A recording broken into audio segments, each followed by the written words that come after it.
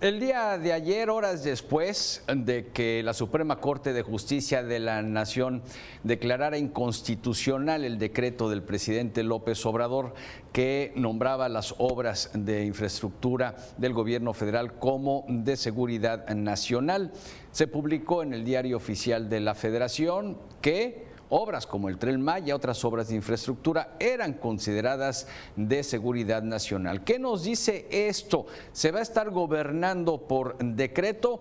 Saludo con mucho gusto a mis compañeros analistas de Mega Noticias, Víctor Hugo Hernández y Juan Carlos Zúñiga. Es el tema sobre la mesa. Caballeros, el espacio es todo suyo. Muy buenas tardes, buen fin de semana. Gracias, Lalo, gracias. ¿Qué tal? Buenas tardes. Por la introducción. Buenas tardes, te doy la bienvenida, Juan Carlos. Pues vaya tema, de nueva cuenta en la polémica, el actuar del presidente, la reacción de la Suprema Corte, en temas que tienen que ver independientemente de si es o no un decretazo o un decreto, o un mini decreto, como dicen algunos, tienen que ver los temas de transparencia, rendición de cuentas, tiene que ver el tema también de seguridad nacional, como el propio presidente ha argumentado, en esta decisión que en su momento, en el 2021, tomó. Y bien lo decía Lalo hace un momento, la Corte propinó, si se quiere ver así, un nuevo revés a la llamada 4T al invalidar ese decreto con el que permite clasificar las obras prioritarias de este gobierno como una cuestión de seguridad nacional.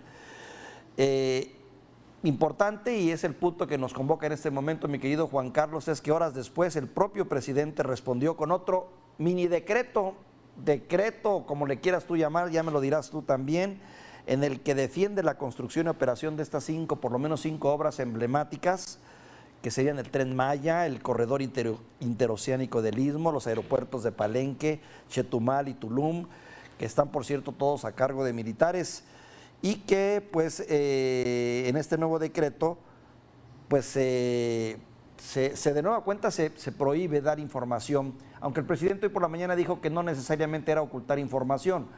Y siempre la duda, ¿se estarán ocultando o no datos sobre todo lo que tiene que ver con el manejo de recursos, los dineros, o también el haberse brincado muchas trancas para poder hacer las obras en tiempo y forma, que ya sabemos, en mucho sentido, pues el propio gobierno propició que no hubiese, digamos, trabajos de impacto ambiental o de viabilidad de obra y otros puntos que son importantes. Pero vaya tema, decretazo, mini decreto, nuevo pleito entre el presidente y la Suprema Corte. ¿Cómo lo interpretas, Juan Carlos?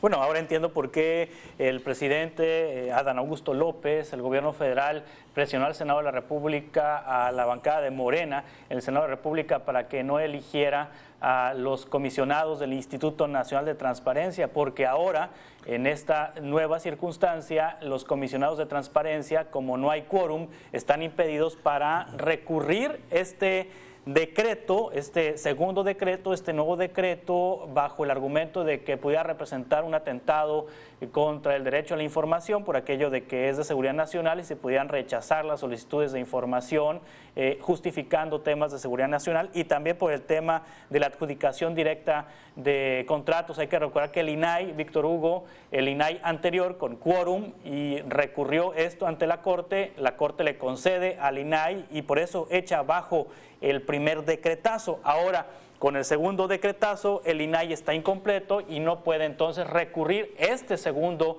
decretazo, y por lo tanto entonces quedará firme. No sé si hay alguna otra instancia, si los senadores de oposición, si la Comisión Nacional de Derechos Humanos, si algún otro organismo autónomo tendría la facultad legal para controvertir esto ante la Suprema Corte de Justicia de la Nación. Ahora entiendo por qué. Ahora entiendo por qué el presidente tenía la enorme necesidad de dejar sin quórum al Consejo del Instituto Nacional de Acceso a la Información. Por otro lado, Víctor Hugo, me hace falta también una explicación de por qué cree el presidente que le quieren echar abajo estas obras.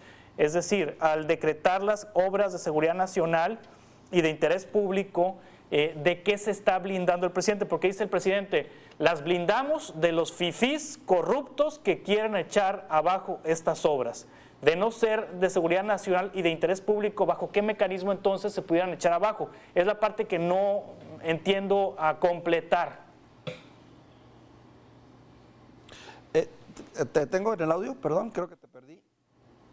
Sí. Perdón, sí, ya, perdón, creo que te perdí, pero fíjate, insensatos, corruptos, antipatrióticos, que pueden frenar la obra, que podrían encontrar los motivos legales. Mira, detrás de esto trato de pensar un poco en lo que está haciendo el presidente.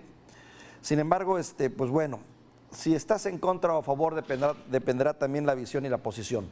Porque si defiendes las obras del presidente, podrías decir que él se ha encontrado ante una serie de lineamientos y de leyes y de incluso también de frenos, digamos, que de manera legal o no legal entorpecen luego el accionar de un gobierno, y más cuando se trata de obras de la magnitud como el presidente se ha echado a cuestas, que son estas obras emblemáticas de su gobierno. Si estás en contra de esto, pues dirás, bueno, es la falta de respeto a la ley, la falta de respeto a los procedimientos, al no tener la papelería necesaria, a la urgencia de querer hacer obras y saber que llevan también su tiempo, y a veces el tiempo también retrasa la realización de estas obras. Entiendo que dependiendo del bastión donde estés, podrás defender o no esta decisión, pero lo que sí me queda claro es que, por cierto, entre paréntesis, quien también podría hacer un soporte en contra sería la Cámara de Diputados, pero difícilmente, porque pues está también en manos de los morenistas. Pero bueno, lo que sí me queda claro también en ese sentido, y no sé si coincides, Juan Carlos, es que el tema de seguridad nacional se usa y se abusa mucho de él.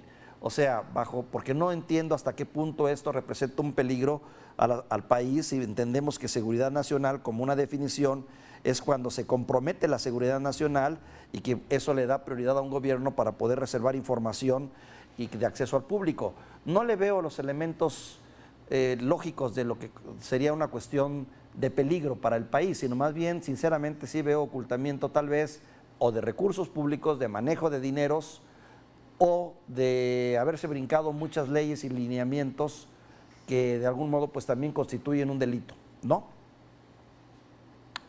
Exacto. Bueno, tal vez en los aeropuertos de Palenque, Chetumal y Tulum pudiera haber una justificación en términos de seguridad nacional por tratarse de vías de comunicación, pero el Tren Maya no le veo la parte de seguridad nacional, el corredor interoceánico tampoco le veo la parte de seguridad nacional. Es lo que dice el ministro Javier Lainez, que utilizar el término de seguridad nacional para estas obras implica la reserva de información y la adjudicación directa de contratos, y en ese sentido pues la posibilidad de que los mexicanos no puedan tener acceso, o la imposibilidad que tengan acceso a la información. Habría entonces, dice el presidente esta mañana, que la información no se va a ocultar con este nuevo decreto, que ahí está disponible y que se va a proporcionar. Habría que poner a prueba entonces los dichos del presidente realizando solicitudes de información en torno a estas obras y verificando también la parte de la adjudicación directa de contratos. Lo malo de todo esto es que no tenemos el órgano garante ahorita habilitado, es decir, si el gobierno nos niega información o nos da la información incompleta, ahorita como no hay quórum, no está completo el órgano garante, que es el Instituto Nacional de Acceso a la Información, pues no habría entonces una resolución que pudiera confirmar una negativa del gobierno, o que pudiera controvertir o que pudiera revocar una respuesta negativa del gobierno para entregar información. Lo siguiente sería poner a prueba entonces los dichos del presidente realizando solicitudes de información del Tren Maya, del corredor interoceánico, de los aeropuertos de Palenque, Chetumal y Tulum, para probar si es verdad que la información va a fluir y que la información va a estar de acceso a las personas que así lo soliciten, Aquí de urgencia tendríamos que... ¿Sí? Sí. Fíjate, lo veo como una acción, bueno, definitivamente es legal, sí estoy de acuerdo, ¿no? Finalmente es una respuesta del Ejecutivo a este conflicto que tiene con la Suprema Corte, de la cual también ha criticado y ha señalado ya varias veces, y le ha quitado y le ha restado, pues digamos, credibilidad, si se quiere ver así. Legal, pero pues es una manera de desacato, ¿no? En cierto sentido, porque finalmente es una manera de darle la vuelta a una decisión, en este caso que fueron 8 los ministros que votaron por que no era una cuestión de seguridad nacional, solo 3 apoyaron, claro, pero al final del día estamos hablando de una acción que debilita a la Suprema Corte, que la de nueva cuenta la pone, digamos, en entredicho, una Suprema Corte que necesita del reconocimiento social y de la validez social para poder funcionar a cabalidad. Entiendo que tiene sus propios problemas la Suprema Corte y podríamos tocar en otro momento todos los defectos y problemas que hay en nuestra impartición de justicia, pero finalmente es ella la que ha tomado esa decisión y estamos ante una decisión técnicamente legal, pero podríamos decir que moralmente incorrecta, ¿no?